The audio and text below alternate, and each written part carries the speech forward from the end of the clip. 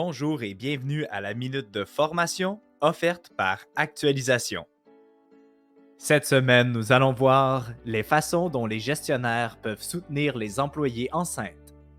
L'objectif est de reconnaître les situations de discrimination des femmes enceintes et identifier des bonnes pratiques.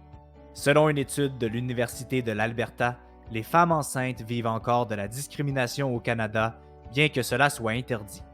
La discrimination envers les employés enceintes peut impliquer une baisse de salaire et de promotion. Par exemple, moins de travail peut être donné aux femmes enceintes pour ne pas les surcharger. Ceci peut nuire à leur avancement de carrière.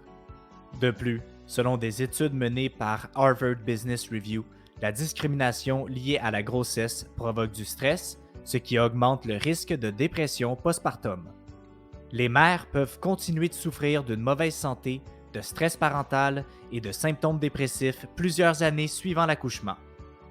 Les retombées de la discrimination sur les femmes enceintes sont trop importantes pour ne pas y apporter une attention particulière. Voici comment, en tant que gestionnaire, vous pourriez créer un environnement de travail exclu de discrimination envers les femmes enceintes. Premièrement, vous pourriez négocier les avantages parentaux. Lorsque votre employé vous annonce sa grossesse, ayez une conversation avec elle pour comprendre le type de soutien dont elle a besoin. Certains gestionnaires pensent qu'une réduction des heures aiderait, mais ce n'est pas toujours le cas. Certaines femmes pourront percevoir cela comme rabaissant et ressentir du stress en raison de la perte financière que cela occasionne. Discutez des possibilités qui leur conviendraient. Deuxièmement, offrez-leur des options de travail flexibles. Certaines femmes enceintes peuvent bénéficier du travail à distance et des horaires flexibles pour mieux gérer des complications liées à la grossesse. De plus, celles-ci doivent pouvoir se rendre à leurs rendez-vous médicaux.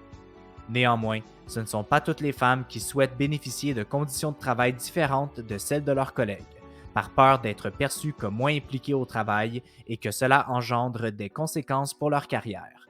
En tant que gestionnaire, signalez à vos employés que le travail à distance avec des horaires flexibles est une option si elles le souhaitent. Troisièmement, facilitez leur interaction avec leurs collègues.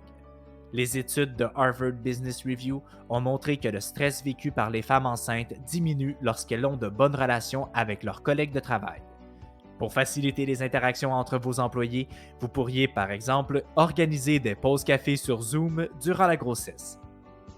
Quatrièmement, développer un climat organisationnel inclusif. Pour réduire la discrimination et l'exclusion des femmes enceintes, vous pourriez avoir une discussion avec elles afin d'avoir leur témoignage.